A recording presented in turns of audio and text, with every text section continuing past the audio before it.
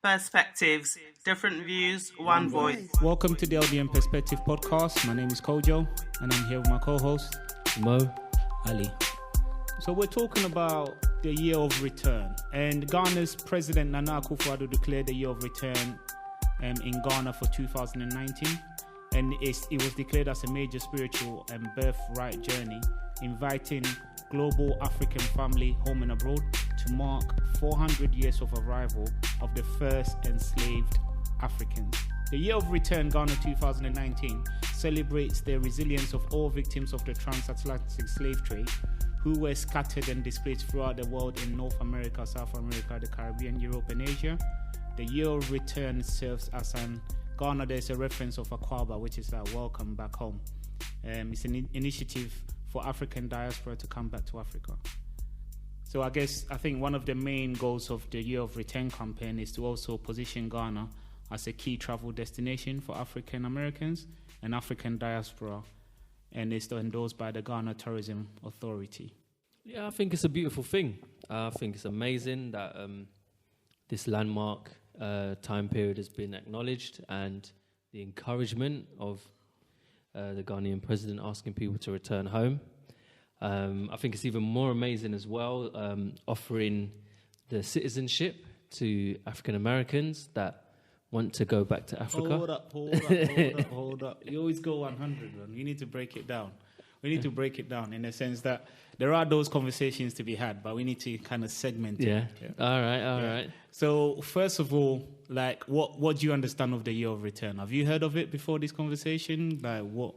Yeah, I have. And as I was mentioning it, I was just discussing it from our last podcast. I was saying how it's great that Ghanaian president, which is Nana, is doing fantastic since he's come on board. He's giving the hope, because there is a hope, and what he's doing is, as what Mo says, is great. And we need to acknowledge, we Africans, we need to acknowledge that we were once kings and queens, and we need to know that our worth and what we are. So we need to come together and take this as a passion. That's what I believe. Yeah, Mo. So just before, I know there's a lot that we're going to go into, or that kind of sense of having some sort of like the word, because sometimes the yearning of who you are kind of thing. Yeah. So there's a lot of stuff that we could go into. But just on that whole Year of Return, when were you made aware of this? Is this something that you naturally came across? Did someone mention this to you? Because this has been going on since the beginning of the year, really. I definitely heard it earlier at the beginning of the year. This was mainly after the whole Afro Nation tour that happened last year, December, and the massive interest, especially from the American market, in how much they enjoyed it, what they experienced, what they saw. And and then I've got some friends that have got a property expo that they do each year, and they were highlighting quite a lot of the investment and the amount of people now literally wanting to return to Ghana this year, and how pretty much all the hotels and Airbnbs are sold out this December alone, just because of everything that's happening and all the events that's happening at the end of this year. So I personally just thought it was a beautiful thing. Yeah. Now, so obviously, like, then going back into something that you mentioned already, because what the Ghanaian government have done, because even the Minister of Tourism, everyone's kind of be on board, because so this is more of like a strategy that was put in place to say, how do we actually get more people to visit Ghana, which was part of that. So, but then I guess the key thing that the key problem that they're solving here for a lot of displaced Africans, and I call them Africans, forget black or whatever, not but displaced Africans, is to have that sense of belonging. Yeah. And a lot of the stuff that, for instance, part of the things that Ghana did, they went to the Caribbean, they met some of the Caribbean ministers to discuss that. Is it Haiti? We do. Was it not Haiti or Jamaica? They've been to Jamaica. They've been to Haiti as well. It was one of them as well. Is it Grenada? But I know they've been to a few of them. Yeah. And they had a conversation. I know that obviously we're all Africans. And at one point, you guys were here. Yeah. Do you get what I mean? And it feels obviously with the slave trade. So we are acknowledging. And I feel like, first of all, it's good for Africa in itself to start acknowledging that some of these atrocities that happen, and actually start looking across board globally to see that there are a lot of Africans that are displaced that want that sense of belonging. So just going into that anyway, I feel like it's really good for people to actually have that sense of belonging. What do you guys think of that? What that is doing for a lot of people that are kind of misplaced globally? Yeah, no, I think it's a good thing. I mean, I'll be honest, I can literally go into so many different avenues Go on. in relation to this, especially in the whole regards of the whole like reparations. Yeah. So a lot of people might be in America that will want to try and fight for reparations towards blacks, and then compare that to how, let's say, the Jews or the Japanese got reparations. But the reason that they could do it was the whole identification to some kind of nationality or nation. And the problem that the African Americans have got is they haven't got that nation associated with them in order to claim those kind of reparations or to defend them and stuff like that. I guess the key thing is that, let's go on reparations because it's very interesting. I didn't consider this yet. Yeah. But then the key thing is that when we're looking at the whole Jewish atrocities that happen, and then we're looking at Africa, for me, it's a separate conversation in the sense of how long this actually went on for. Yeah. Like we're talking about Africa, the slavery went on for years upon years upon years. And the Jewish Do you get what I mean? Shorter. Yeah, and it definitely a shorter period. Plus, there wasn't that sense of name changing. There was a lot of things that were done. Yeah. So, for instance, the key thing that could have made it easier for people to actually find out where they're from is if they didn't change their names, Especially if they didn't take over the slave master names, then if your great grandfather was called like Nanakojo or whatever not, then you know that name comes from Ghana.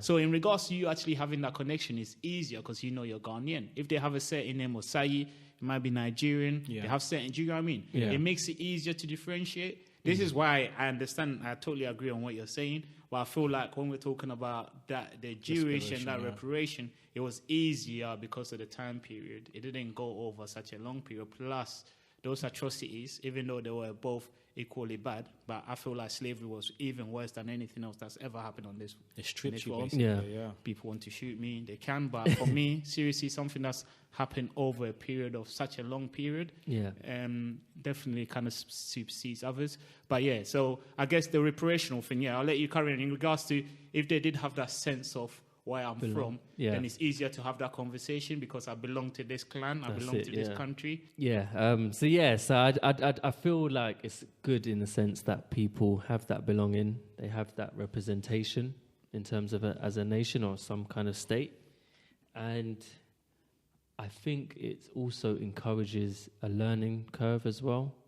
For who? I guess it's both parties, isn't it? Yeah, for both parties, as in accepting African Americans, obviously, into the country and how they've been and how you're welcoming them, and then also their side of taking on the Ghanaian culture and respecting the culture. And I think respect on both sides is very important. That's because a lot of the times what you might have is that people they have this concept of Africa being very like what's the word? Like it's a poor environment and all these kind of things. Yeah. And they go there and they become like the oppressors because they feel like they've come from a Western world and their standard of living should be. Do you know what I mean? So a lot of the times if you go there and you're perpetuating this, then you're not necessarily respecting what's actually there. So it's about respecting that culture equally. You know what's so funny as well? You know what's so funny as well? 10 years ago or 20 years ago, African was not in that climate side of where the Western world value it. Now it's like... But value in what terms? In what way? It's like... You remember when we was tackling this, we were talking about this, how when you're in school, in primary school, Caribbeans will call you like, oh, you African boom boom, or such things like that. But now it's come to a point where they acknowledging that, okay, hold on for a minute, they're acknowledging that they're Africans now. Because Ghanaian now, the Nana, the president in Ghana, has made a border so that Americans can come in freely. They've done it with the Caribbeans as well. So they wouldn't need a visa. They don't need a visa. So that is very important. And then you have the campaigns included, such as Naomi Campbell is part of it, LB Boris, Idris Elba and Boris. And then you've got over 30 Ghanaian celebrities are also working towards this. So for me, the inspiration out of this is giving hope to the young youth to acknowledge that. For me personally, I'll give you the reason why I'm so excited about this stuff here. I'll give you, for example, I know within myself, within 20, 30 years of my life, I'm not going to stay in this country, Western world. I know that clearly. I've already established it in my head. So if 20, 30 years' time, Africa is going the way it is, I know that for a fact I'm going to settle down in Africa. But settling in Africa, I need to make sure that within myself, I put myself in places. You understand? And prepare myself when I go back in Africa. I don't care whether it's in Sierra Leone, I don't care if it's in Ghana or Nigeria. As long as it's in Africa, I know I will do that. But this kind of stuff that is happening is not only inspiring me, it's inspiring most of the younger one as well, our younger generation as well. Because what's going to happen is once this happened to Ghana, I believe that other countries in Africa is going to have that power as well, empowering them. I know what, let's do the same thing as well. And slowly Africa will develop within that sense of it. That's what I think. Yeah, so I think we really it's a brilliant scheme. The reason why I say that, because a lot of the times when there is a problem in the black community in the Western world, and the biggest problem is that whole sense of belonging. So for the Ghanaian government to actually know that this exists and to have that, and obviously I guess Ghana historically plays a big role, because in regards to our coastal lines, this is mostly the last place that a lot of the displaced African in the diaspora, that would have been the last place that their great grandparents might have seen before making that journey over. So we do have a historical part to play in it. And in the sense of even some of the things that I've kind of seen, there's a lot of American celebrities. You even had, what's his name? What's this guy's name? The one that did the pageant show and gave the award to the wrong person. Steve Harvey. Steve Harvey's been down there. Like, there's been a lot of different people that have gone to Ghana just to as part of this whole year of return. And part of the whole process is that they have like a welcome party at the airport. And it's not necessarily that you have to be a celebrity. No. You could be from Surinese. Is it Surinese? How do you pronounce that one? Surinese or whatever it is. There's a country called, I think it's Surinese is pronounced. But a lot of the North American countries also have like people of black heritage or African heritage there. That I've always wanted that whole sense of belonging. So when I was watching a lot of these clips on YouTube, there's a whole welcome party. You come in and they're singing songs, they're dancing at the wall. They make you feel like, oh, we are, like, you do belong here, innit? Like, and I think that was quite nice in the setup. Plus, one thing that they do, I saw, they do like a whole walk to like the slave castles, right? Yeah, where they make them, obviously, people, they tell them about the tradition. And I think the key thing here is that it is acknowledged the part that Africa had to play in the slave trade.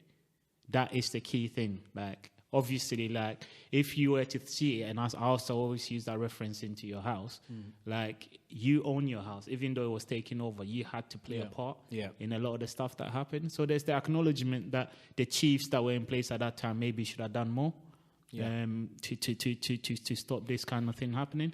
So what they did was that they did initially apologize for their role that they had to play in it. Yeah. But then they made the audience understand that, look, you are here now. And to add to that, Coach, what you're saying about maybe they should have acknowledged it. I felt like back then, it's not like they wasn't even aware of it. What it was, the way we was dealing back in the days, doing trading, we was trading land by land, gold by gold.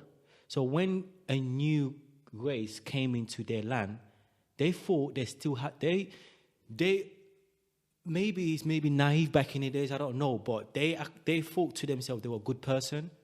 That's what it was, in that sense. I think, there is part of that, because the initial engagement was not an engagement where, I think looking at the broader picture, I wouldn't say that the initial engagement, they were ever foresaw that people will be being trafficked. Yeah. But I think one thing that we need to bear in mind as well, with anything that happens, people see opportunity in it. Of course. So it got to a point where black Africans were kidnapping other people in order to sell them into slavery. Yeah. So that did happen as well. Yeah. And then when you're looking at the bigger picture, hence the reason why, if you see about how the governance was in Africa at those times, the chiefs had power to actually try to stop a lot of these things. Yeah. So that's where the acknowledgement part comes in, to say that maybe we could have done more. Because the thing is, the problem you have is then the minute that you create some sort of trade, and this is what this was trading humans, Yes. then people are going to find ways as in, oh, this is an opportunity to just kidnap kids, kidnap women, Yeah.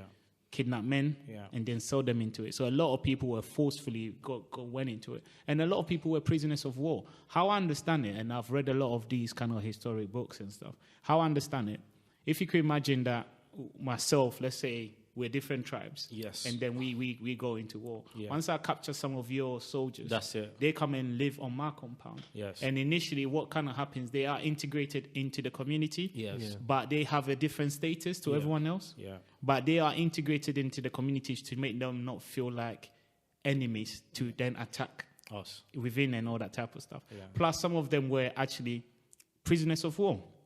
So initially, when this trade did start happening, they were giving out Them. a lot of these people that were prisoners of war and all these kind of things. So when you're even looking at the whole kind of ruling system, they did play a major part. Because regardless of being a prisoner of war, Yeah. they did sell them on because it's like, oh, you are prisoners, we don't care about you type of things. So they had to. For me, that acknowledgement had to happen because I feel like they could have definitely done a lot more. Yeah, I read about that as well. Exactly what you said. It's the same thing because they were aware, first of all, before this slavery started, they were already enslaving themselves in between, in line in general.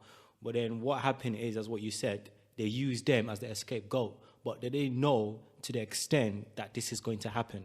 That's Yeah, I guess there's a bit of that. Yeah, that they didn't even know. though we're selling you to this land. ignorant side. We didn't know the impact. But yeah, That's it, yeah. But yeah, I think that has to be acknowledged anyway. But you know about this year of return, mainly is about the tourism. And the tourism is a very big impact in Africa.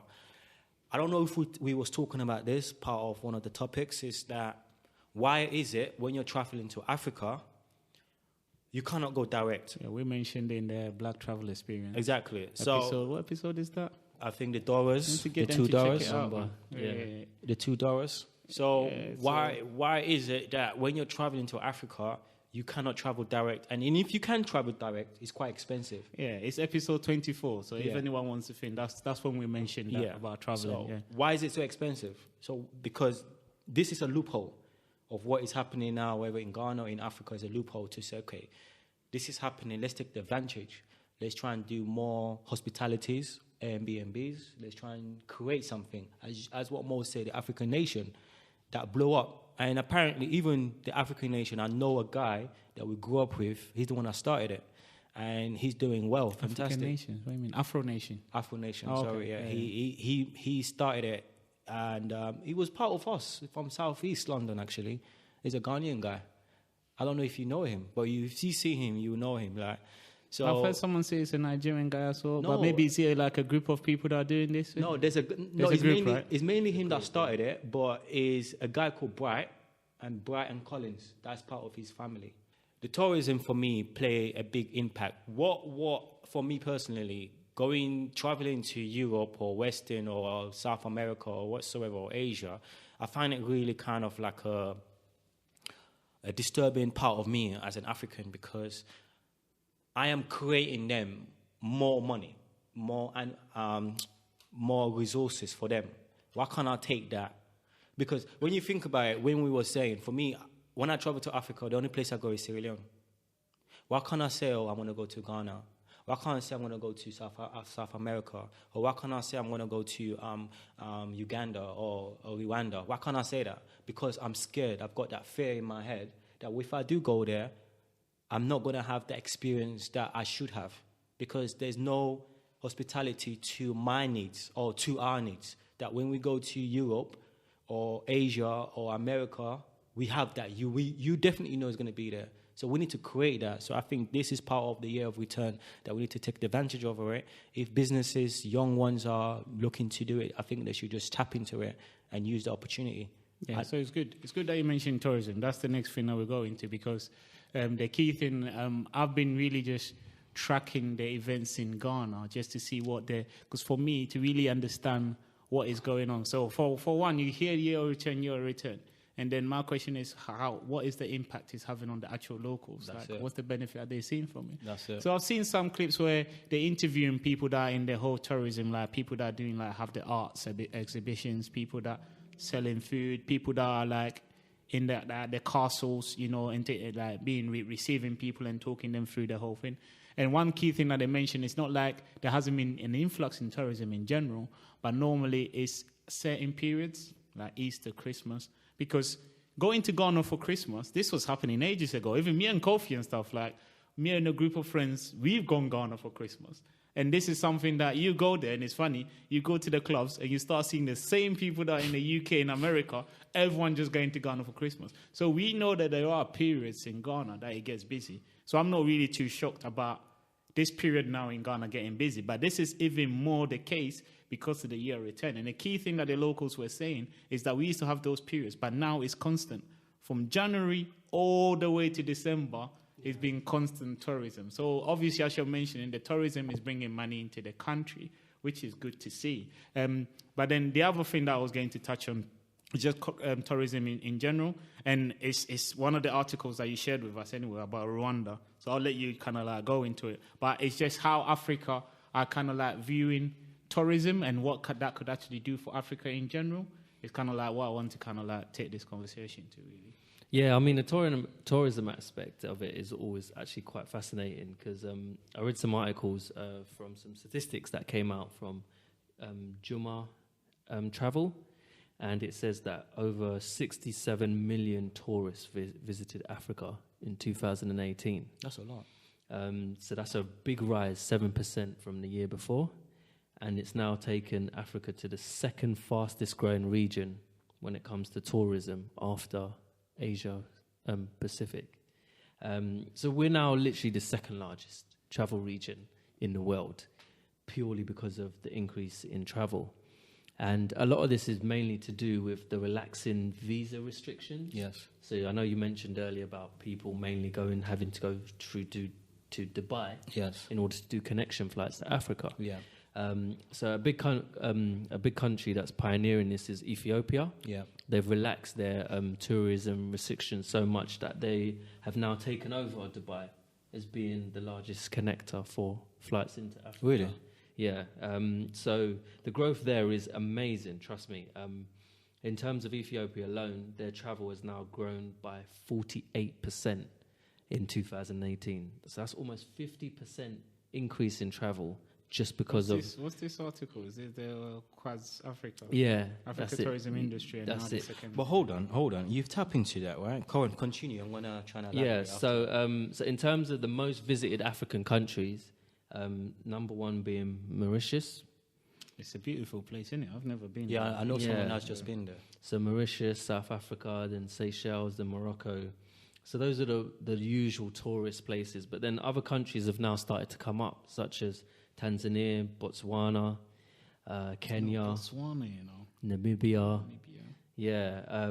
So Morocco definitely should be there. Seychelles. Exactly. Yeah. So I just think that these things is kind of beautiful in a sense whereby obviously what Ghana's doing and then how all the other countries are kind of replicating their kind of tourism and increasing that in their own way. I know one of the main things that stopped a lot of that is the openness of visas. So I know there's like a big league table of top 10 countries with that have easier access to get into, and Mauritius being number one, which isn't really surprising in that sense, because they've got such tourism. It would only make sense that their visa openness is a lot more better to allow people to come in. So with Ghana also relaxing their visa restrictions and allowing more people to come in for this year, I think that is another great, beautiful thing. It's increased the investment in industries, in hotels, in Airbnb, man. Yeah, Airbnb. People now have properties that they can make money, which is bringing more money to the economy. So I think this whole year of return, honestly, it's a beautiful thing. The GDP is going up. It's bringing more and more money back into the country. And I do hope that this also reflects in terms of the currency, but I don't want to go into the whole currency battles that I have, which is another story. Can I tap into what you just highlighted? Very important as well, because yes, we are opening the doors for the visa. However, what's the impact just opening the visa to anyone that just want to come in? Do you understand? Because what will happen in the long run, anyone will have the access to have visa within Africa, right? And then we don't want what is happening in the Western world to affect us as an African, because I've got British passport and I've got Sierra Leonean passport.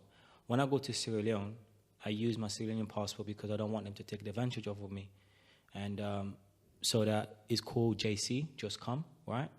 And so I know I was born there, and I have that advantage as an African to be there and stay there, right? Or if I'm going holiday or whatever, I have that advantage. When I'm coming back to Western world, in United Kingdom, I use the British passport because you can't use the two, because the British passport will allow you to have a quick access and get out. My statement, what I was trying to say about these visas, right, we don't want it to be in an impact whereby anyone can have it. They need to have a way where they can tap it, and making sure that people are only coming for holidays. Within that holidays, it cuts off. And then, you know what I mean? You know what I'm trying to say? And then after that holiday period, then go back. Make sure that you go back. Because what will happen is, I know Africa is a big continent. Don't get me wrong, it is. But what will happen, as African is getting developing, it will be a time where I can see people will have the passport and then just ready to just stay there and make an impact. I get what you're saying. In terms of the whole visa aspect, every visa will have a time limit or a certain time period on it, in terms of, because if it's 30 days, 60 days or whatever. Yeah. It's only if you're getting indefinite stay, that's when you can stay longer. Yeah. In terms of the visa openness, it's just more the restrictedness of applying for it. Okay. So there's certain different hoops you might have to go through in order to get a visa in certain different places. Yeah. I know one of them being Angola. That was one of my biggest struggles to get a visa from there. It took me like over 3 months, and they literally go into all these evidence that you have to bring. But then there's the other alternative, something like Uganda, where it doesn't matter what country you're from.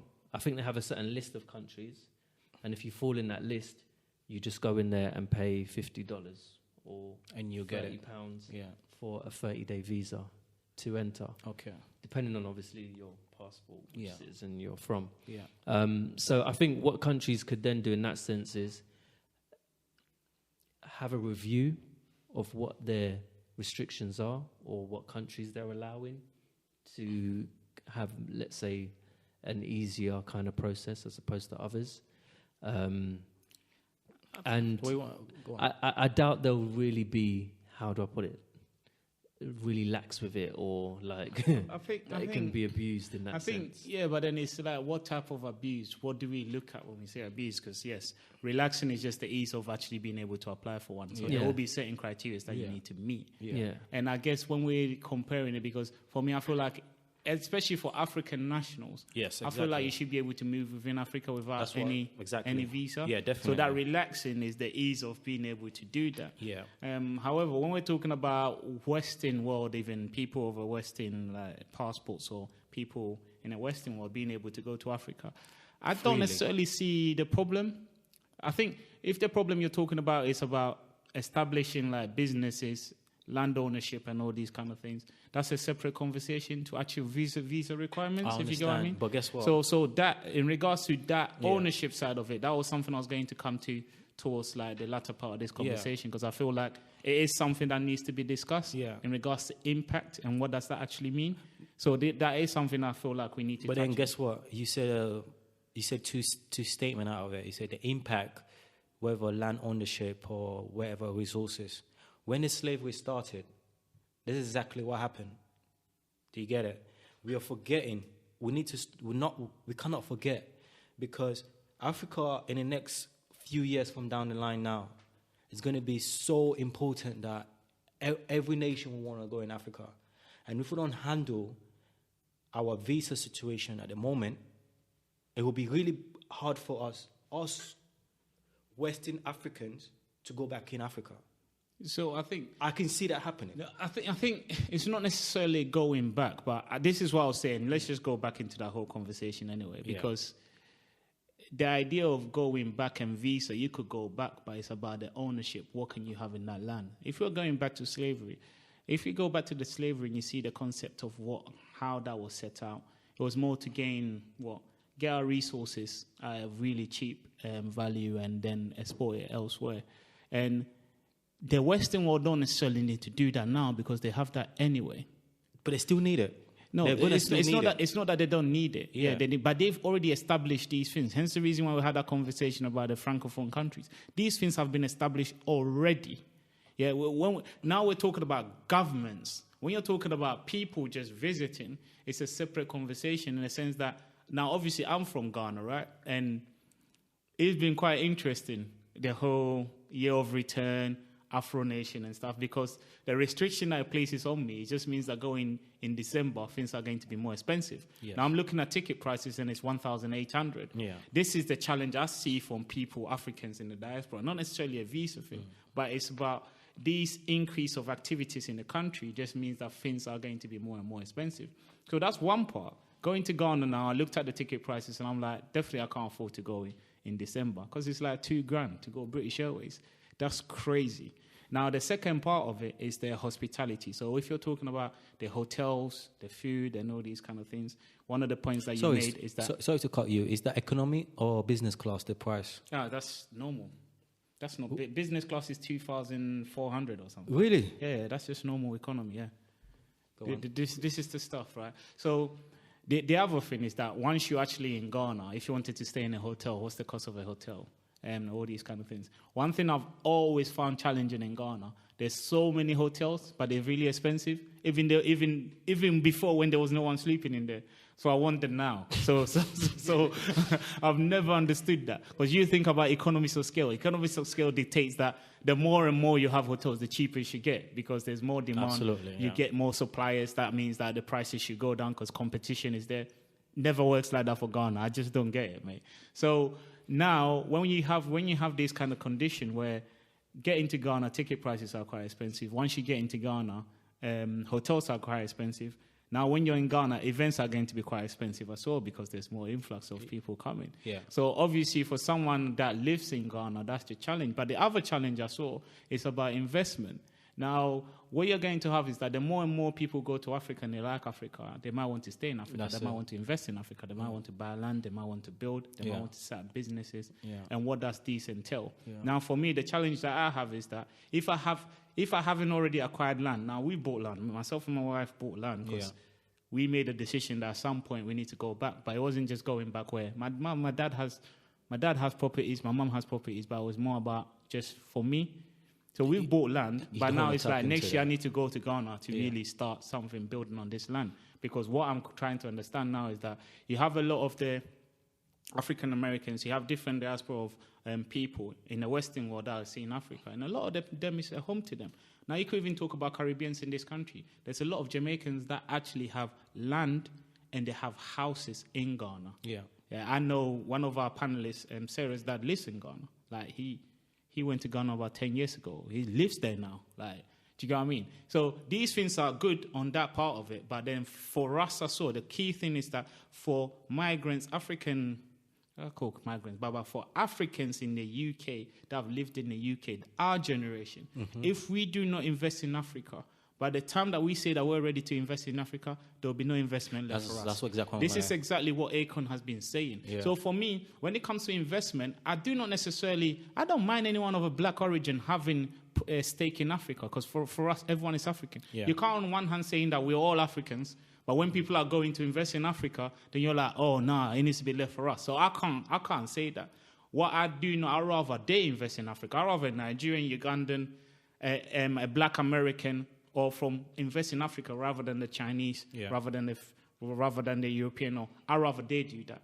Do you get what I mean? Yeah. So for me, it's just more about us also making sure that when these conversations are happening, we're keeping in mind on Africa to say that at the end of the day, that is the next biggest boom. That's where the next biggest boom is happening. Akon's been going around saying this. Like, what are you doing here? Like, you need to invest. You need to have something there because it's going to come to a time that this is not going. So imagine that I had this idea of buying land and actually building something on it now. Yeah. If I had my building ready, Airbnb. That's it. At this time now. Imagine the money that will be coming into my pocket. So this is the stuff that sometimes we'll miss out on that kind of boom. But I feel like just gathering my thoughts again. The key thing for us is going back to Africa. People that have been going all the time, like my mum and dad. Now it's difficult because the prices are being hiked up. So you have to find a period now. Like in February, my sister's going, it's around £400. But it's like nearly $2,000 now. So it just shows you, yeah? So that's one of it. Secondly, if you don't have a property in Ghana, and I could only talk about Ghana, and you want to get like a hotel, the prices will be sky high now. And thirdly, it will be about investment in Ghana and what that kind of like. You were saying about stuff like hotels, and you were saying about stuff like events. So break it down to the listeners. Like hotels, is it like, do they have villas or self-catering? I guess it's a broad variety. Now you could have a hotel as in a guest house. Okay. In your head, do you know what a guest house means? Yeah, I say that because when you go to Africa and see a guest house here, guest house could mean so many different things. For me, guest house is is it guest house you say? Yeah, so they have a guest house, they have like a hotel, they have like a motel, they have like the big complex villa. As in hotel, as in to the standard, to a really, really high standard. Yeah. They have the villas as well. Okay. So there's a lot of stuff, and a lot of, because people that know, my Nigerian friend that went to Ghana like a couple of years ago, she stayed at Airbnb. It was really nice. Okay. Like someone's private place, they have a room, you hire it, and you get a whole breakfast and all that. So there's so many different options. Is guest house is it like when I'm going to another family's house, or? No, guest house is like it's like a hotel, but it's like a external building, that kind of things. Yeah, okay.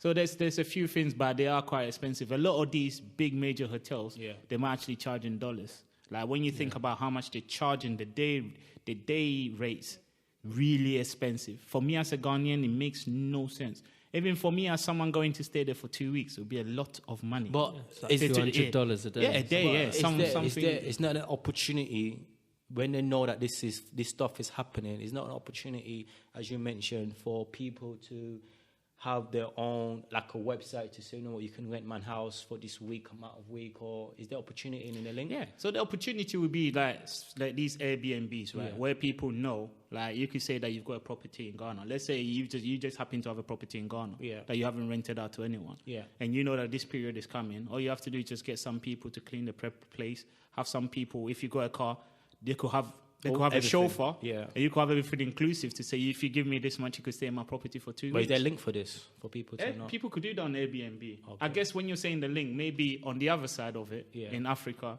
do people know that they could actually advertise that stuff for Airbnb? Yeah. But this is also a business opportunity in that sense of people in Africa, if you could set up something like that, market it to the African world, and then show it here to the Western world. Do you get what I mean? So it's like Airbnb, but on the African level. But then Airbnb will most probably see this scope of trying to tap into, because they have to read the trends that are happening in the market. So if they could see that Africa is like the second, then they'll most probably start speaking to people that have, I don't know, if you get what I mean, but there's always opportunity in that. And the event, how are you classing the events? What's happening there? The events are expensive. So when I was there with my wife, Afro Nation was happening.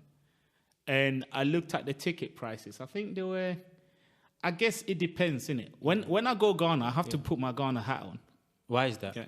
Because if I'm spending £50 on an event in Ghana, it's really expensive. That's £50 in here?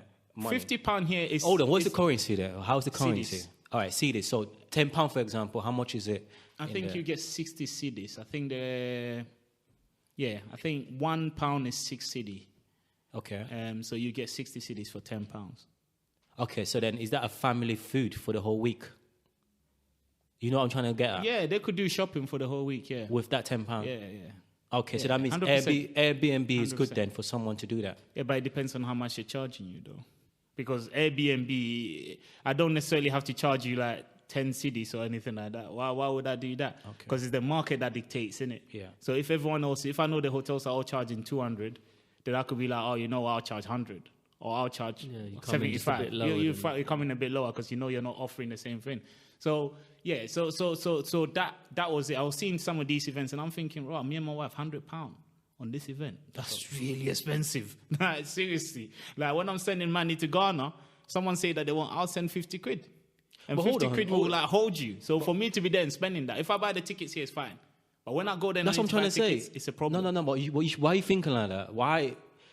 Well, if you spend £50 here in not in UK, it's fine, right? Which is just addressed. But if you're spending £50 in Africa, in Ghana, why would you have a trouble with problem? The problem is because I budget for it. So if I'm here and I'm going to spend £50, I've already budgeted to pay for that ticket. Okay. Right? I was So in thinking regards to about- my expensive, I've already budgeted for Okay. that. When I go to Ghana in a weekend and then I find some of these events going on and I know I need to pay £50, it's a different conversation. Reason because I grew up in Ghana. I'm Ghanaian. When I go, I eat the local food. Yeah. Now, if I have 5 cities, I'll be able to get myself food. Like The same 3 here, I cities, eat I'll the be able local to get food. myself food. Like, Yeah. Fine. Yeah. So we're talking about paying £50, and then I know how people are struggling.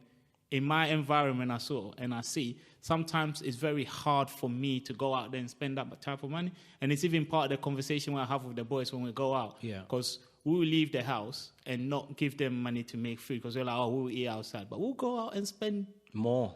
loads of money. Yeah. Like if you give them that money over a month, they'll be able to think. Yeah. Like what I'll spend for my lunch could cover them for a week. Yeah. Yeah. Do you know what I mean? Yeah. So a lot of the times when I then have to bring myself to be like £50, they could cover them for like, that is a big ask for me if I haven't already budgeted for that, if you get what I mean. So that leads me to a question I wanted to ask you then, in the sense whereby, yes, all this year return stuff is great and it's a wonderful thing, but then what detriment does that have on the locals? No, I Do think- the locals no, feel alienated? no, I They think, can't join in these celebrations. But then Ghana's always been, and Africa's always been this kind of thing where even if you're charging those prices, you're still going to have locals there because people will spend their monthly wage, 2 months' wage, just budgeted it so that they could be part of that conversation. So you're still going to find locals there. Some one way or the other, you're going to matter find what, locals yeah, there. yeah. But then I it can becomes, picture as time and time goes on, it becomes more exclusive. It becomes more exclusive in the sense that the people that have are the ones that are going to be at these kind of events. And I guess it's part and parcel anywhere that you go, regarding the pricing structure that you have. So there are events, but then the question is the events for everyone? No, the events is not for everyone. No, of course it's not. Because if you're charging those type of prices, you're alienating what? Like a lot of, at least half of the population, at least. But then do you feel that even more then than that. there could be some kind of local government kind of subsidization or... What? Just so that you could go to Afro Nation and party for 2 days. I'm not necessarily... It's not, I guess. No, for no, me, you're, it's you're not being, parity. an idea. you're being Yeah. specific. No, I'm yeah. talking more in terms of The locals. year of return events Yeah. that have been designed to Oh, be celebrated Sorry, in the community. I totally misinterpreted what you're trying to say. Yeah. No, so the year of return, what they've done is that they've set up a lot of activities and events Yeah. for people that are specifically going for the year of return. One of them would be like the tour of the castles. But So there's hold like on. Elmina Castle. Is this foreigners that you're referring to, or is it So local? I guess It's when you not just for... It's anyone No. that wants to celebrate the year of return. Yeah. So and that's in the Ghana. problem that you have is that the locals the more- do not see this issue. The issue of slavery is not discussed in Ghana's educational system, not until now. It is history in Yeah. Africa, Yeah. but I don't feel like in Africa slavery is discussed to those lengths. It's only now. Okay. So when I was watching the parliament, How often do you watch the? for me, Yeah, often. I'm sometime-ish, man. I get around. I'm not. It's not like I'm interviewing you. I just want to it's not understand that. Ghana more. It's just Yeah. that, you know what it is? My mind goes a lot of different places. Yeah. Like when I read about that Dr. Arikana, the former AU ambassador to the US. Yeah. Yeah, anyway, go on. Yeah. So when yeah. I read about a lot of her rhetorics and her ideology, it always Yeah. takes me back to someone like Dr. Kwame Nkrumah, who Okay. was from Ghana. Then Yeah. it takes me back to activities that are happening now, because I feel like the Ghanaian president is really doing a lot of good things. Yeah. So then I kind of then start scouring to find more of what conversations are being had. And one of the things I came across was the Barbados president, Mia Mottley, and she was addressing the parliament. Mm-hmm. And the reason why that was very important, even in parliament, I saw a lot of school children there as well. So they allowed a lot of school children nice. to come and Yeah. listen to this. And she was talking about the transatlantic slavery. Yeah. She was talking about Grenadians that have actually lived in Ghana and Ghanaians that have actually lived in Grenada and the impact and what they've actually offered to both countries. Yeah. And then the last thing she was talking about is making sure that we don't forget the legacy of slavery and how it kind of sectionalized us when we're all the same people and trying to find ways of building support for each other. Yeah. Because one of the things that she mentioned is that Grenada is like one of the top places for like solar water heating. Really? Yeah. So in most houses now, in the water is by solar energy, the heating. That's good. So she was like, this is something we could share with you. I have like the engineer here. She could show Ghanaians how to do this. Yeah. And this is something where you could have in each household and they don't have to actually pay for hot water. And Africa need that. In an African household. Yeah. So when you're looking at some of these things here, when you're looking at the long-term kind of vision, it's bringing a lot of things together. Yeah. And it makes sense. Why? And it doesn't even make sense why we didn't work together more. So I feel like the president, in regards to awareness around slavery, I feel like it's more prominent now because of this whole year of return. Right. Ministers that, because when I was educated in Ghana, we spoke about a lady called Yasantua who fought the British when they tried to colonize Ghana. I remember that story. So she was, so basically what happened, just a quick... She was like the Wonder Woman, basically. Yeah. She was like just a quick the Amazon, yeah. What happened is that when the British, when they took all the chiefs, and they took them to Seychelles. So when I even hear Seychelles is part of our history. And the whole idea of when they took them to Seychelles, and then they start introducing them to Christianity. Yeah. And this is the stuff when it comes to religion for me. It's done for a purpose. Yeah. Don't be...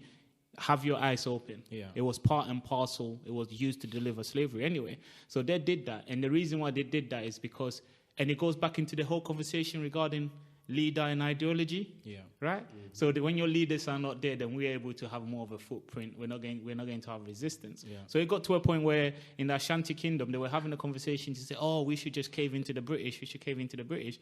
And she was in the room and she was like, you men, like, if you men can't support, she's basically the one that rallied up everyone to say, like, what's going on here? Yeah. You're just going to have, like, foreigners come and try to take our land and you don't fight for it. That's it. So basically, the fight began, they nearly won, all that kind of stuff. Yeah. And then they took her and they put her to Seychelles as well. Yeah. But we have conversations about stuff like that, but we don't have the conversation about the impact of the people that were actually taken away from Ghana. That's just basically where it ends in regards to slavery for Ghana. One thing I want to tap into that story, our listeners, please.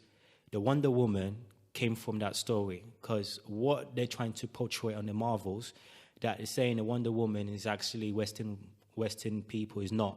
It came from the Ghanaian story, whereby the Amazon, which are the Ghanaian that you mentioned, Coach, but it came from literally from that kind of storyline. That's what the Marvel is trying to do. So if you actually see the Marvel, supposed to be a black woman taking power, not a white person, or a Greek or whatever taking that kind of role. That's what I'm trying to say. I want the listeners to understand that. That's true. You understand? But the little part, the silver lining to that story is that the British wanted something that was called the Golden Stool. Now, the Golden Stool for the Ashanti Kingdom is like, if you was it not have a seat? ownership, it's basically a seat that the king sits on. Yeah. If you have ownership of that, then you have ownership of the people. Right? So they really wanted that. So what they did, the Ashanti people had a replica, and they gave to the British for them to feel like they got the Golden Stool, but they still have the Golden Stool now. Yeah. It was part of the whole warfare. They had to come up with a strategy to, even though we're defeated, you're not going to have what we hold sacred, because the Queen kind of wanted it. I know. But I feel like I've gone so out of this conversation. But it's important because I'm not saying it's not. One thing I want to tap into before in Ghana, all of this what is happening, like welcome coming the year, this Afro Nation or this event, hospitality, the tourism. It's Ghanaian. Is it safe? Is it Ghana safe for a foreigner does not know the land, is going first time? And just want to wander around. Is it safe for... Because I want the listeners to understand this, because definitely. We get this portrait of African that is not safe, and it's not a good thing. It's a naive kind of concept. So I want to understand in your own... So definitely, Ghana is one of the safest.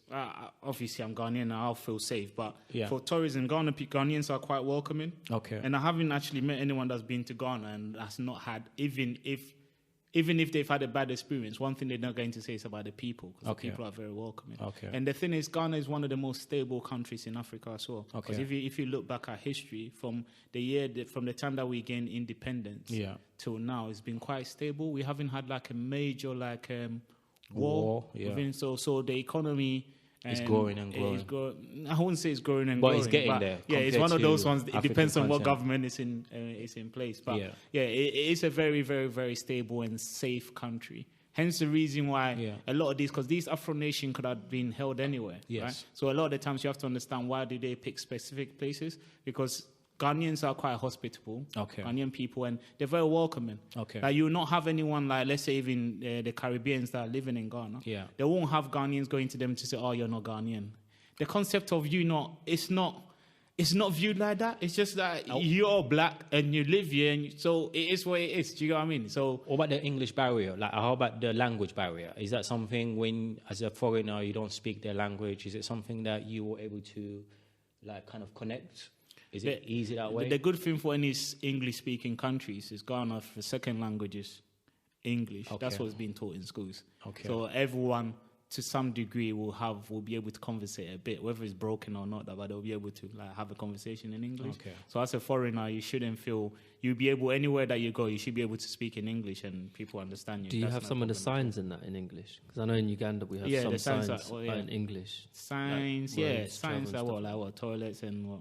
Yeah, toilets, traveling, let's say you're driving on the road, the highway system and stuff. Yeah, like they're all in English. Yeah, all in English. So, so that's quite good. But I think for me, because I've had a conversation with a few people from Ghana, and I guess the conversation that we were having is like, we are Ghanaians, and it's like if you don't set anything up back home, like you're not really going to have any.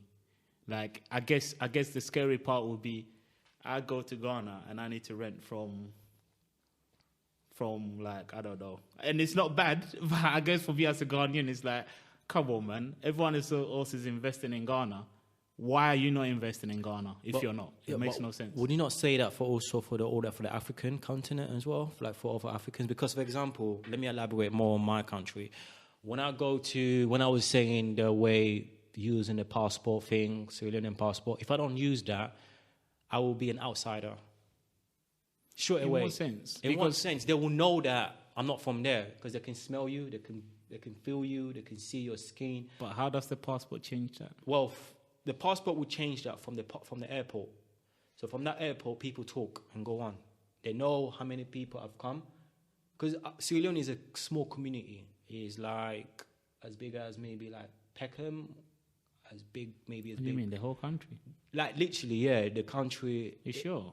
Like Peckham, it's not as big as Peckham, Lewisham combined or something. No, but what I'm saying, Sierra Leone is a country. It will be bigger than London. It's bigger than London in that kind of sense, but not like as wide as. Are you talking about population? Yeah, population wise. So when I go there, I use the passport thing to make sure I come in. So when I do come in, as a JC just come, people already know within my time that I'm not from there, so they use the advantage sometimes, even the money, the currency. So within a day or two, I make sure I try and learn the money quickly. So if I am changing the money, I'll go out and change the money myself because I'll bring pounds and I go and change it.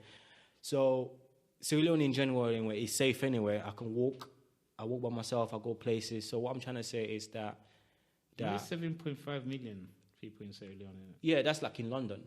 What's the London? It's like 7 as well. More than that. It's gone probably increases and more than that. But anyway, our country is very small. That's what I'm trying to say. So I even forgot mine. And it's 8.9. Now, so I think when you talk about the whole passport thing, I'll talk about my experience with it. Yeah.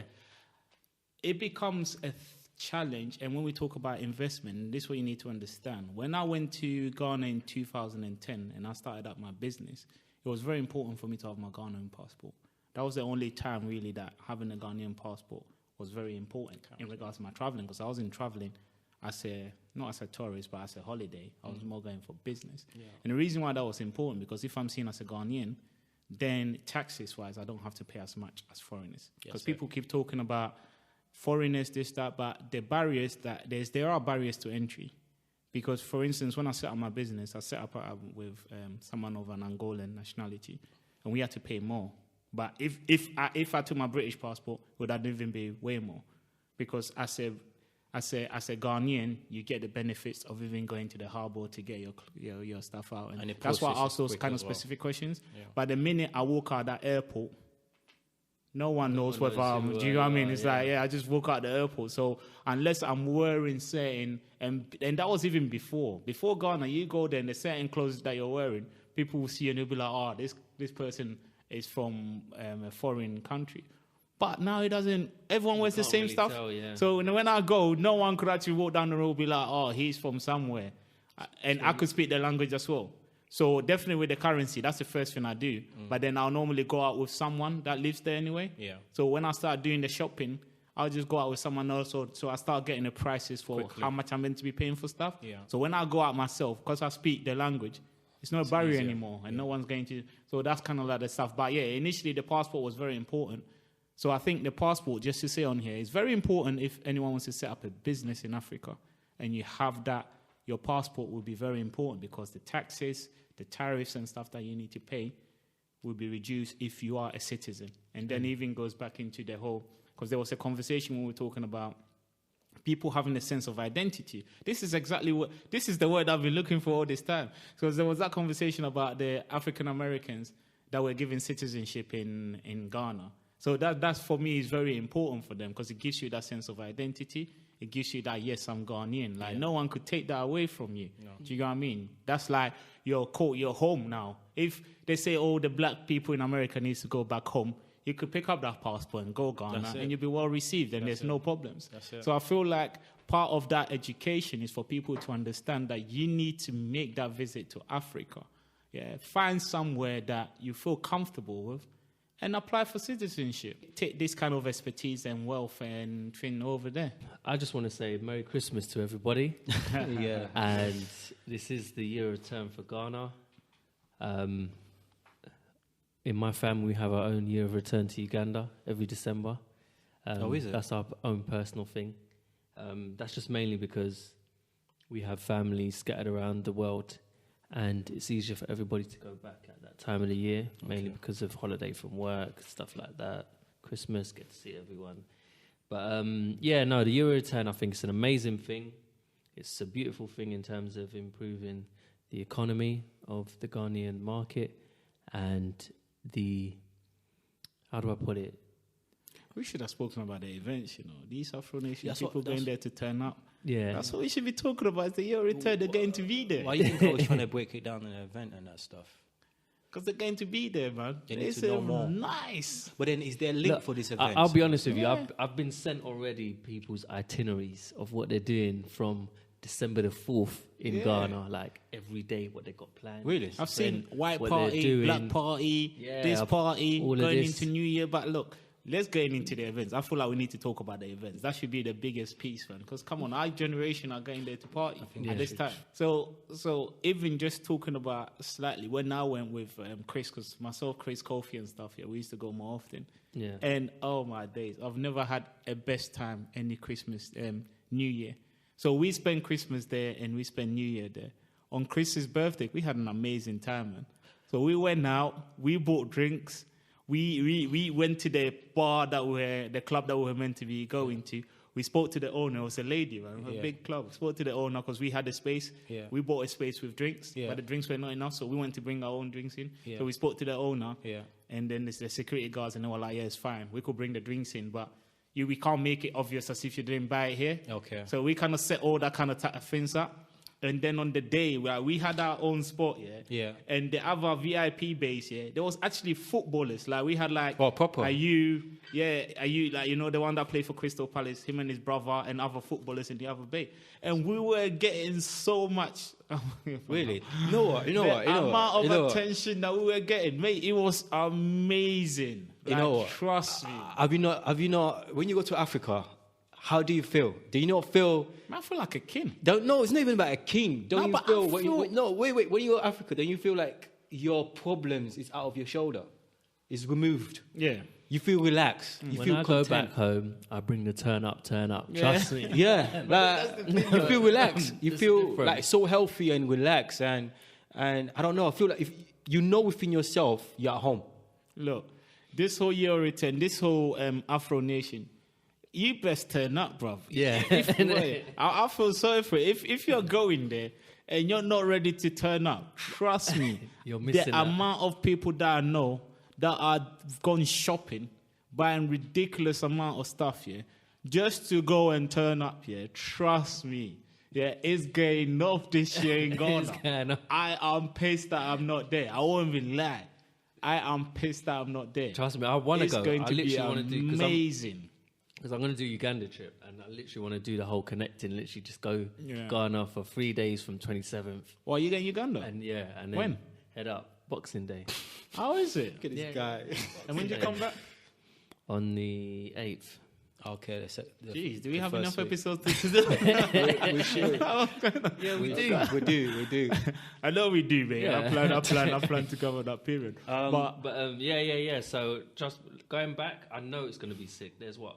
The Afrochella, Yeah. which What's is that? on What is that? the Afrochella's 28th there. December. What is that? What's the Afrochella? So that's one of the events. So Afrochella obviously was there's there last Afro year as Nation. well. Yeah. So you But know, Afro Nation is the first year. Is it the first year or second year in Ghana?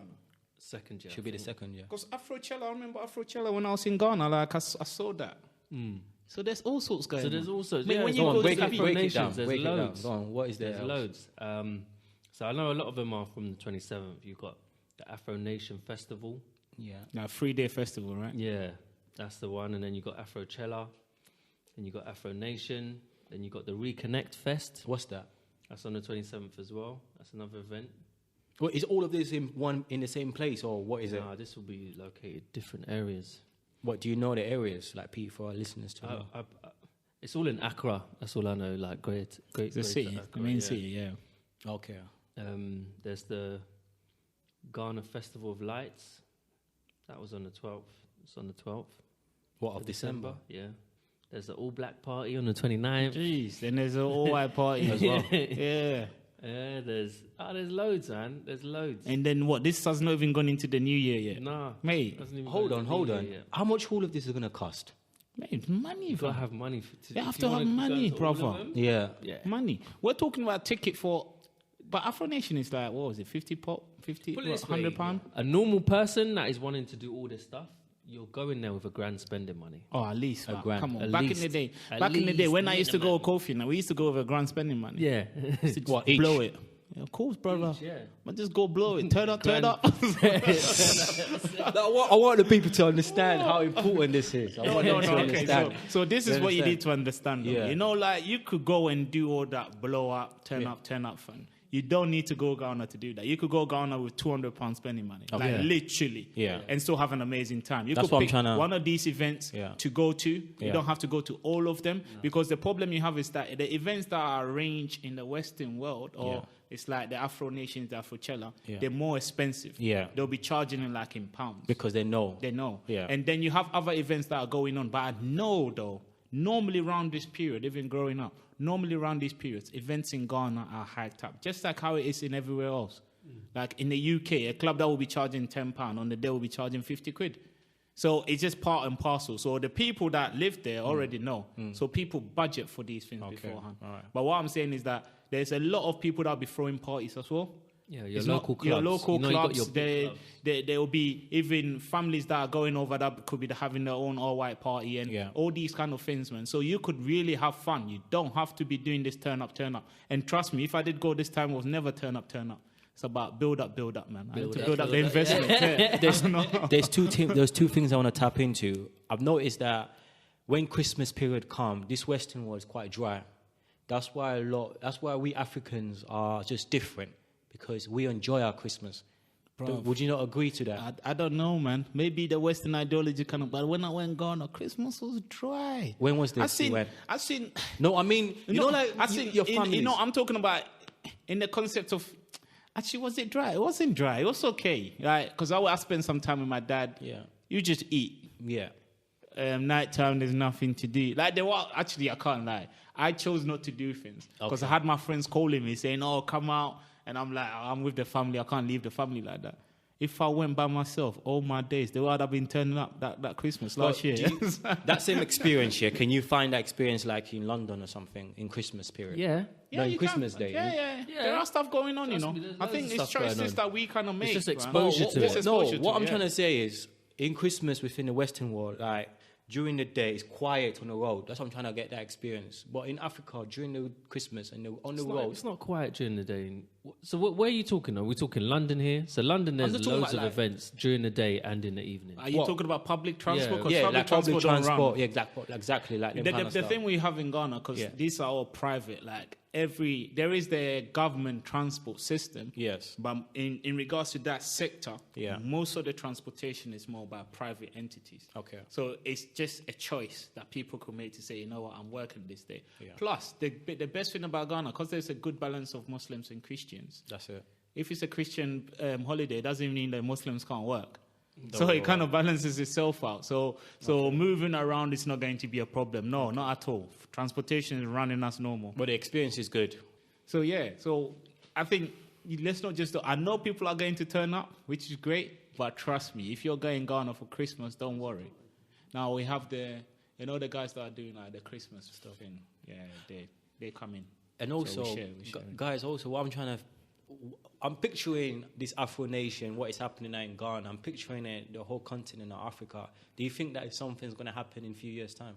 In respect to Like, So are you talking like a tour of Afro nations yeah, for Africa? just or going something? around Africa? Because Oh, yeah, it has to 100%. happen for them. they're Go doing on. in Puerto Rico As well? There's Afro Nation going in Puerto Rico 2020. Yeah, I heard about that. Stephen bought a ticket for, and I'm thinking like that's the best one. Yeah, there'll be Portugal going on again, but there'll be Puerto Rico. They're doing it in Ghana, so you could imagine. I just really wanted us to talk about this. No, it's that good. part. It's good advice. We need to kind of turn up, man. Yeah. These people are going to enjoy, man. Don't worry, man. My timeline will be on YouTube or something, man. Seeing what people are getting up to, man. You know? Yeah, nah, trust Just me, man. watch It should be nice, man. So I guess I'll start with myself. In regards to wrapping up, tourism, I guess the year of return, the key thing that we're looking at is that sense of identity that's given to a lot of Africans in the diaspora. Also, the tourism that is bringing to the country is very, very, very important because it nourishes the country. If you could imagine that a lot of your GDP, it boosts the spending in that country, the money actually stays in that country, or the money actually goes into the pockets of the people that are working there. Because if someone is walking down the road and they buy something, that's going to that person that's selling in the market. Like you have some people having the experience of even going to one of the markets, Makola Market, which is like, I think Makola Market is one of the biggest markets in Africa or in West Africa or something like that anyway. So it boosts the economy in that way. But also it makes us have to wake up because then there is the thing of Africa and the young generation, our generation, need to actually wake up and understand a lot of these things that are going on in Africa in regards to investment. Because if we're not prepared to actually invest in Africa, there will not be any other opportunity to do so. Because people definitely have eyes fixed on Africa. So yeah, I think that's what I was saying. And I think obviously in regards to moving forward as well, I was just reading this article it's called themedium.com, and it's entitled What You Didn't Know About Tourism in Africa. And they were talking about over 30 million new jobs will be created from now till 2028. So as more tourism, as Africa focuses on more around tourism, and even I gave more the opportunity to talk about the whole Rwanda. Rwanda actually is sponsoring like Arsenal Football Club, how much they paid for sponsorship compared to how much money that they've got in. So it makes sense, a lot of these kind of things to kind of do. And then the other thing I saw that they're kind of looking at the Chinese market, because at the moment it's only like 1% of Chinese tourists that actually go to Africa. And obviously China is like 130 million Chinese people who travel overseas each year. So if you can imagine, you could divert more of them to Africa. That's a lot of untapped markets there as well to go to Africa and experience what we have to offer. Yeah, I guess that's it for me, really. Yeah, I mean, I think the year return is a beautiful thing, especially the economy side. And as Kojo was talking about, the whole tourism and bringing in the influx for the economy. But I would just like to say my excitement mainly towards it is the turn up. I would literally be down there having fun, just like I do when I go to Uganda. It will be just a different country, same thing, same people. And literally, I just love the feeling of being black back home and being around your people. I'm happy. I'm just good. I'm nice. That's me. So, like I said, it's a beautiful thing. Merry Christmas to you all. I hope you're enjoying your Christmas, no matter where you are. And let off that turkey, man. Go get some watch. In Ghana, enjoying go that try food. some mutu, mate. Come on, man. all right, cool. My understanding of this is very educational, and I hope our listeners, and especially our generation, to understand the movement of Africa. And Africa is growing, and there has to be a continent in Africa has to take the lead, and Ghana is doing it at this moment. I'm not disputing other countries of Africa that are not doing it. Obviously, we know about South Africa, the history. We know about Nigeria, what they're doing, But Ghana is taking the lead, and this year of return not only allowing only Africans, but it's also allowing the Caribbeans, the South Americans, and wherever Ghanaians are, or wherever this slavery has happened, and we're all dotted around this continent of this world, is allowing us to understand our origin, meaning where we are from. And it's saddening that how where we do not understand, as what Mo and Coach have tapped into, we don't know our identity.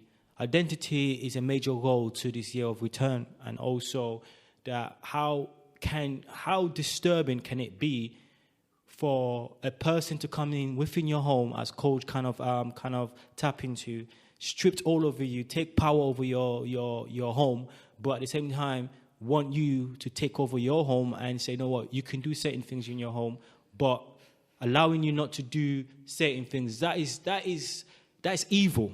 That is just evil. But moving forward, it's a good concept what is happening, because Ghanaians are taking the lead. This Afro Nation is there.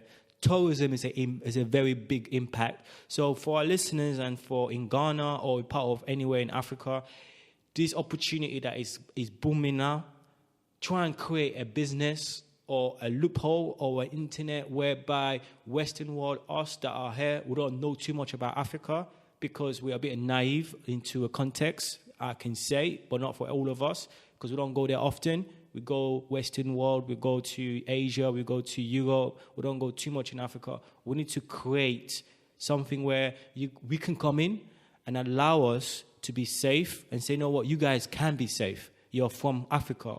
So why not come there and be part of us? And I enjoy the fact that when you go to Africa, you are appreciating the whole African experience and enjoy that you know that you're back home. I have that in me anyway. So for our listeners, especially for young ones that are travelers that want to go through this experience, please try this Afro Nation for now, for example, and see that, okay, it is good, and let it continue within the continent of Africa. And I hope it expands, and I hope us that is in the Western world are using this opportunity for business as well, opportunity, and to get there. So thank you for everyone. And by the way, Merry Christmas. Hey, baby, come on, let's give them a Christmas carol. Jingle bells, jingle them bells. Hey, don't eat too much turkey, man. Hey, you know what? If you're in Ghana and you're listening to this, I'll give it to you, man. Because of all these events that we've listed, if you find on Christmas Day you're listening to us here, then you're a G, man. Let me know. Let me know, man. Report back, please. Anyone that is in Ghana or been Ghana this year, how was your experience? Let us know. If you're going over the Christmas period, New Year, please let us know your experience, because the idea will be we'll be able to feed back to others. Just let them know how it was. If you're just there to turn up, then do your thing, mate. As Mo said, that's what it goes for. But as Ali mentioned, though, that sense of identity, and there are a lot of places to visit. Make sure you go to Cape Coast Castle, Elmina Castle. Just see the slavery and the impact that kind of left. If you ever want to go to experience about the Ashanti Kingdom, go to Menchia Palace. That's where the Ashanti King is. They'll give you a tour of the palace, and they'll talk you through the gardens too. Some of the stories that I've kind of mentioned here. Go to Akosombo Bowl. There's so many places to go anyway. Yeah, so thank you for tuning in to LDM Perspective. Yes, and let us know your experiences, man. Merry Christmas, guys, everyone. 1, 2, 3. Merry Christmas. Perspectives, different views, one voice.